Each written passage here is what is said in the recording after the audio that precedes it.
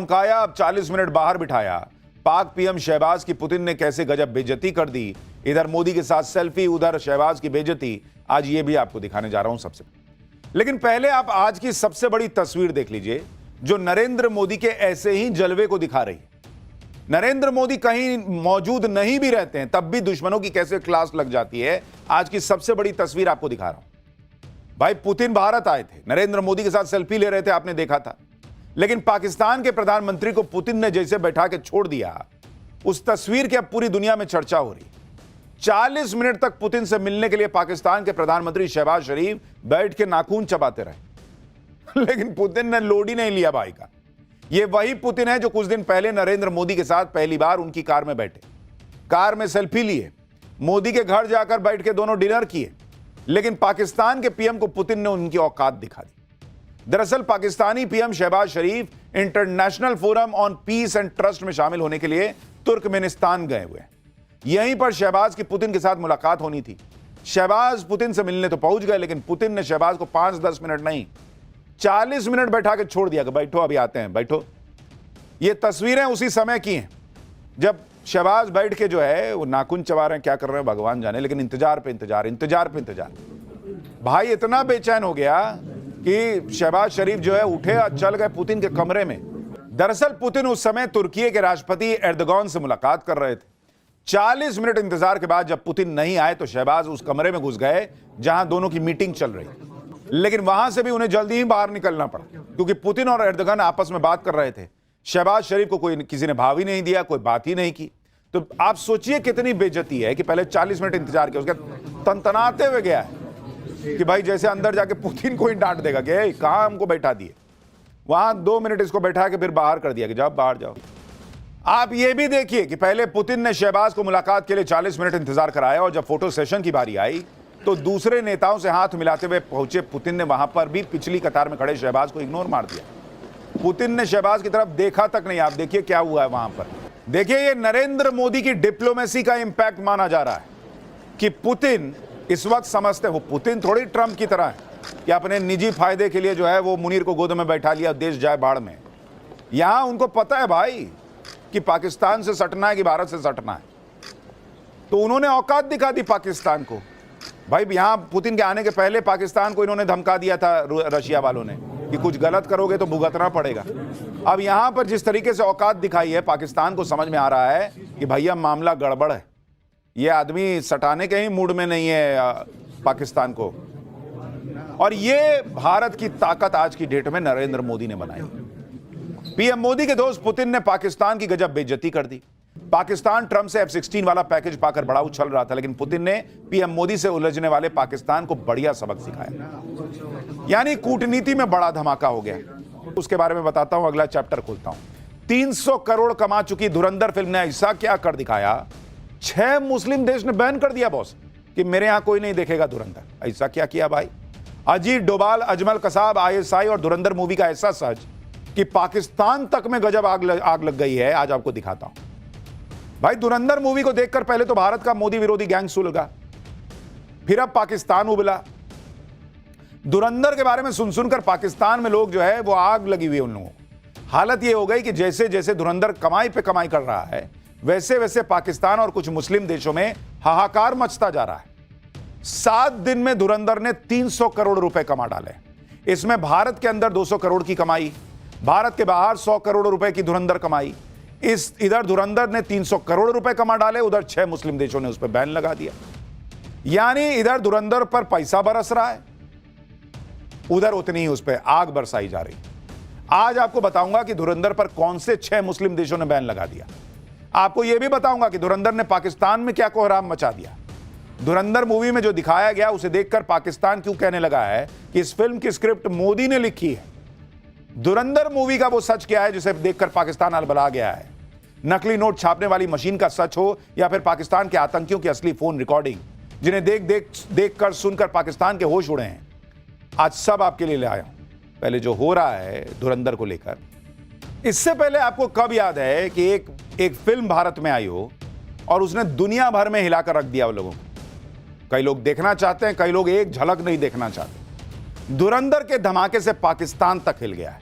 वो आपको आगे बताऊंगा। लेकिन पहले आप देखिए कि धुरंधर की जिस तरह से पूरी दुनिया में चर्चा हो रही है, जिस तरह से भारत के बाहर भी धुरंधर जो धुआंधार कमाई कर रही है, उससे खलबली मच गई। पूरी दुनिया में फिल्म को रोकने के हथकंडे आजमाए जा रहे हैं। आप देखिए, खाड़ी के 6 मुस्लिम देशों ने धुरंधर फिल्म को बैन कर दिया। Bahrain, Kuwait, Oman, Qatar, Saudi Arabia और यूएई इसमें शामिल है, जहां आप धुरंधर नहीं देख पाएंगे। इन देशों की अथॉरिटीज की दलील है कि धुरंधर की कहानी में एंटी पाकिस्तान मैसेजिंग है। इन देशों में धुरंधर फिल्म की स्क्रीनिंग तक को परमिशन नहीं दी गई। भाई, धुरंधर ने तो दिखाया कि पाकिस्तान कैसा 2 कौड़ी का देश है और कैसे भारत के खिलाफ साजिशें करता है। कराची के लियारी में कैसे गैंगवॉर चलता है वो दिखाया है। लेकिन देखिए, मुस्लिम ब्रदरहुड के नाम पे सब सट गए कि ना पाकिस्तान की बेइज्जती हो रही है, हम नहीं देखने देंगे धुरंधर को। धुरंधर के खिलाफ ये सब इसलिए हो रहा है क्योंकि धुरंधर ने पूरी दुनिया में पाकिस्तान की लंका लगा दी है। बहुत ऐसे ऐसे सच दिखा दिए जिससे पाकिस्तान की दुनिया में पोल पट्टी खुल गई। जितने लोग धुरंधर को देख रहे हैं वो पाकिस्तान का सच भी देख रहे हैं। और सबसे बड़ी बात है कि भाई देखिए, 26/11 हुआ। कई लोग जेनजी आज का शायद नहीं जानता 26/11 में कैसे क्या हुआ। नकली नोट का मामला कैसा था। फिल्म में एक डायलॉग है कि उस जमाने में एक मंत्री और उनका बेटा जो है वो नकली नोट जो है उसका खाचा जो होता है, खाका, वो पाकिस्तान को दे दिए थे। अब वो क्या सच्चाई है वो तो फिल्म वाले जाने, बाकी तो कुछ हमने आपको बताया था। लेकिन ऐसी ऐसी चीजें जेनजी को पता चल रही, क्योंकि जेनजी फिल्म देखने जा रहा है, इसलिए इनको आग लग गई। जैसे जैसे लोग देख रहे हैं फिल्म, कमाई बढ़ती जा रही है, वैसे वैसे इनकी आग लगती जा रही है। आप ये देखिए कि इस फिल्म ने क्या गजब कर रखा है। 5 दिसंबर को फिल्म रिलीज हुई। 7 दिन में फिल्म की वर्ल्ड वाइड कमाई 300 करोड़ पार कर गई। 7 दिन में सिर्फ भारत में ही 200 से ज्यादा करोड़ की कमाई हो गई है। एक्सपर्ट्स के मुताबिक फिल्म जल्द ही 500 करोड़ क्लब में शामिल हो सकती है और यह रकम पाकिस्तान के रुपए में 1500 करोड़ के पार हो जाती है। धुरंधर की कमाई देखकर पाकिस्तान को बुखार आ गया है, क्योंकि जितने पैसे भारत की एक पिक्चर कमा लेती है उतने पैसों के लिए पाकिस्तान को भीख मांगनी पड़ती है। ऊपर से धुरंधर ने पाकिस्तान की ऐसी पोल खोल दी कि पूरी दुनिया के सामने पाकिस्तान के पास कहने सुनने को कुछ बचा नहीं। आप देखिए कि इस पिक्चर से पाकिस्तान कैसे तिलमिलाया हुआ है। अजमल कसाब पकड़ा गया, भर दुनिया जानती कि पाकिस्तान का था। कह रहे हैं कि फर्जी ऐसे ही भारत माहौल बना रहा है। कह रहे हैं नरेंद्र मोदी ने धुरंधर फिल्म की स्क्रिप्ट लिखी है। सोचिए, इन लोगों के पास बुद्धि भी नहीं है भाई, पैसा नहीं है, देश के पास चलता है, लेकिन देश के पब्लिक के पास बुद्धि ना हो, मतलब हर मामले में ये लोग कंगाल है। नरेंद्र मोदी का यही काम बचा है कि बैठ के फिल्म लिख रहा है। तुम्हारी तरह शहबाज शरीफ जैसा हाल थोड़ा ही है कि 40 मिनट कोई भी मीटिंग के लिए बैठा देता कि बैठ के उस 40 मिनट में फिल्म लिख दी है। नरेंद्र मोदी और भारत के टाइम की वैल्यू है बॉस।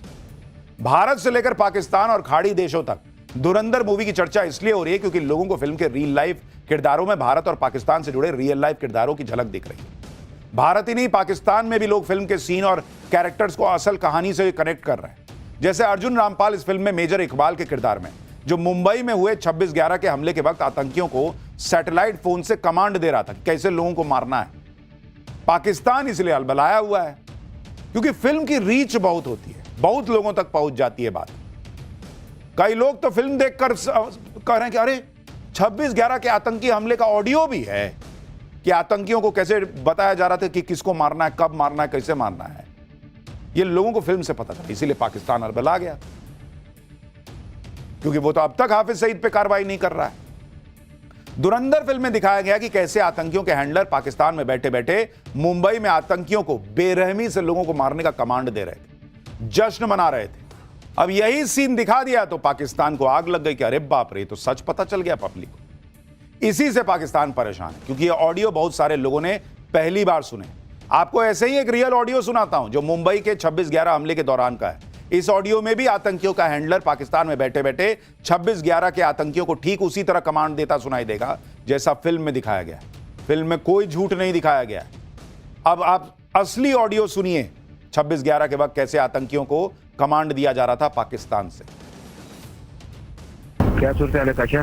मेरे ख्याल ऊपर टीम उतार दी गई है।